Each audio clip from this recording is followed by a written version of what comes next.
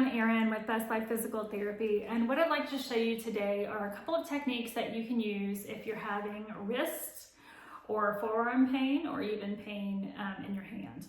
So the very first technique that I would like to show you is very simple. You're just going to take your hand, and I call it the jazz hand, and what we're going to do is open your hand up wide, create a strong jazz hand here, and you're just going to take your fingers and you're going to make a reflex hammer out of your fingers. So you're going to put them together like this, or maybe even one or two fingers together, but kind of make them the same length, and tap right there in that little web space between the finger and the thumb. About 10 seconds, so it might be about 20 taps, and it doesn't have to be in the same pattern. You can kind of change it up a little bit. So that's the first one, and that can help all manner of things. Actually, another technique that you can do that does not involve tapping, if you don't really want the tapping sensation, is take a pin and place it in between your fingers, kind of interweave your fingers, but make sure the ring finger is extended. And then you're just going to put it behind your head, and you're going to turn your hand out like this, so it's not open like this, it's turned out and up overhead.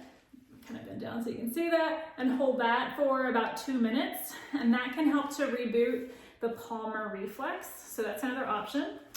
Another option that we can do is to take the wrist and just kind of squeeze the wrist.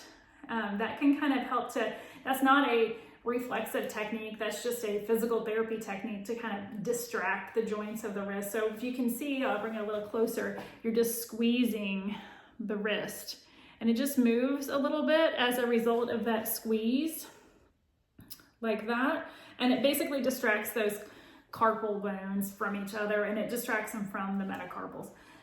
So those are things that you can do that would help with any kind of tension through the arm. Now, more specifically, if you're having specific pain in, say, the thumb, what we can do is we can shorten that muscle. So basically you put your little finger in and you palpate where that sore spot is, and find a place where you kind of grab that thumb and flex it down.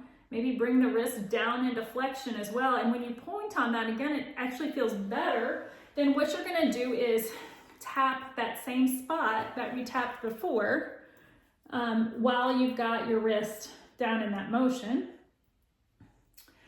And then you can open up and reassess and see if that feels better. And actually, that does feel better. Okay, so fabulous. And so if there's any other sore spots, so that worked on that spot, but I actually have a spot that's right here that's a little sore. So maybe we can just change the way that we're doing this a little bit, bring the thumb a little bit closer in, give it a hold, and then bring the wrist into flexion. And actually when I push on that, it does feel better. So again, I'm gonna tap on that spot on the back of the hand again, and see how that feels after about 10 to 20, 10 seconds, about 20 times we hit it. Oh, it worked. Very good. So if you're having some wrist thumb pain, that could help with that.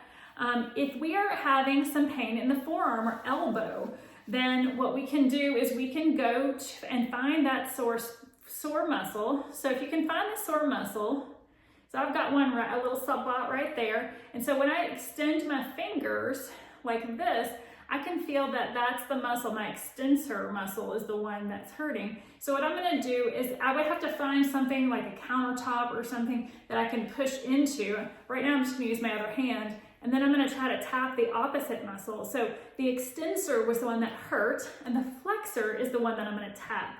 So that's what I'm trying to do right now. I'm actually resisting the flexor and tapping the flexor, and it uses a technique called reciprocal inhibition. Oh, that actually worked. Okay, so I'm surprising myself. So it shouldn't be surprising, it's just science. We're just using reciprocal inhibition to get the muscles on one side of the extremity to help the muscles on the other side of the extremity to feel better. So now that the extensors feel better, we can go to the flexors and see if there's anything that's sore in there. Yeah, there's a little spot right there on me that's sore. And if I could flex my finger down and I can feel that muscle, I'm palpating that muscle, I can feel it. So I'm gonna use my extensors now, and I'll have to use my other arm, and now I'm gonna tap the extensor on the other side of the hand, and it's about 10 seconds long. and then go back and check and see if it's better. And it actually is better. So you can use that in any direction, flexion, extension, abduction, wrist deviation, each direction. You can kind of just make it up, use the opposite muscle, the opposite motion to help to alleviate that symptom. So that's what I'm going to suggest for you if you're having wrist or hand pain.